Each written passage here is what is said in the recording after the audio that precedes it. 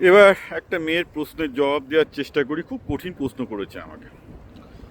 তার বাবা ব্যবসা করতো, প্রচুর টাকা ধার করে ব্যবসা করেছে, এবং এটা উত্তরবঙ্গের মেয়ে। তার বাবার ব্যবসা ফেল করেছে, যার জন্য তার মায়ের সমস্ত যা গয়না বন্ধক দিয়েছিল প্লাস তাদের বাড়ি বিক্রি করে দিতে হচ্ছে। মানে বন্ধক দেওয়া ছিল মহাজনের কাছ থেকে, মহাজন কেড়ে নিচ্ছে, যে সোজা কথা। মেয়েটি সবে বিএসসি এগ্রিকালচার পাস করেছে, করে চাকরির সন্ধান করছে, এখনও চাকরি পায়নি। তো তারা ভাড়া বাড়িতে চলে যাচ্ছে। তো বলছে, স্যার আমার বাবা মা তো জীবনে খুব অপদার্থ, তার জন্য আমার লাইফে কিছু হলো না। আমি না, বাবা মা অপদার্থ বেরো না, তোমাকে এতদিন ধরে খাইয়ে পড়িয়েছে, বড় করেছে, অপদার্থ কেন হতে যাবে? তারা সেটা চেষ্টা নিশ্চয়ই করেছেন, ব্যবসা করতে পারেননি, হয়তো ব্যবসাতে তার এফিসিয়েন্সি নেই, সেটা অন্য ব্যাপার। তার মানে যে তুমি তাকে গালাগাল দেবে তা কিন্তু নয়।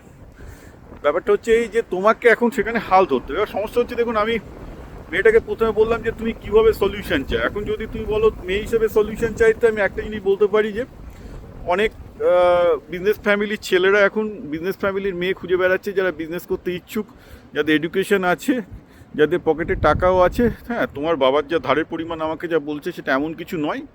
তুমি ইচ্ছা করলে যদি কোনো এখন একটা সেরকম রিচ ফ্যামিলিতে বিয়ে করো, বিজনেস ফ্যামিলিতে বিয়ে করো, তারা তোমার মতোই মেয়ে চাইছে। যারা অ্যাকচুয়ালি আমি অনেককেই চিনি যারা তোমার মতো মেয়ে চাইছে, যারা মানে যারা মেয়েরা একটু ব্যবসায়ী ফ্যামিলি থেকে এসছে, বিজনেসে ইন্টারেস্ট আছে, শিক্ষিত।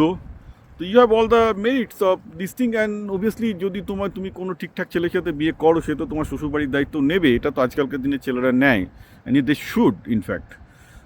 আমার অনেক বন্ধুবান্ধব নিয়েছে, দেখেছি, আমি আরও অনেককে দেখেছি নিয়েছে, and this is a good thing. তো ঘটনাটা হচ্ছে এই যে কিন্তু সে বললো যে না স্যার, আপনি আমাকে ছেলে হিসেবে ট্রিট করুন, আপনি আমাকে মেয়ে হিসেবে ট্রিট করবেন না।